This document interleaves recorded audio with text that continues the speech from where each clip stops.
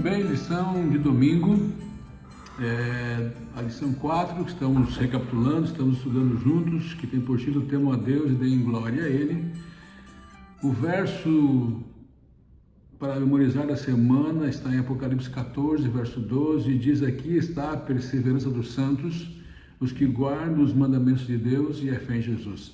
Interessante que esse verso traz uma característica de um povo de Deus, do povo santo, do povo que estará preparado para o juízo e para o encontro com Ele. E aí fala que é o povo que guarda o mandamento e é o povo que tem a fé em Jesus, que vamos falar um pouquinho mais no decorrer dessa semana.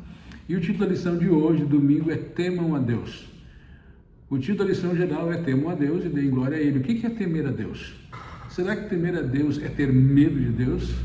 É tremer de medo? Entendam que a lição e a Bíblia toda demonstra que nós não devemos ter medo de Deus. Nós temos que respeitar a Deus. E esse temer a Deus vem da palavra grega, o verbo temer é a palavra phobek. E é usada, diz a lição, aqui no sentido de não no sentido de ter medo de Deus, mas no sentido de ter reverência, temor e respeito. Porque se eu temer a Deus, eu vou respeitá-lo, vou ter reverência em qualquer situação. É mais ou menos parecido quando um filho, se um filho tem medo do seu pai, da sua mãe, ele vai respeitar apenas na presença deles. Quando não estiver sendo monitorado pelo pai e pela mãe, ele vai fazer o que tem vontade de fazer porque ele tem medo. E se ele entender que o pai e a mãe não estão vendo, não ficarão sabendo, ele vai fazer aquilo que ele bem entender, porque ele não respeita seu pai. E temer a Deus é respeitar, ou seja, Deus nos vê o tempo todo em todos os lugares. Então, a chamada para temermos a Deus é de respeitarmos a Deus, termos reverência por Ele. E isso transmite, como lição, uma ideia de lealdade absoluta ao Criador e uma rendição à sua vontade.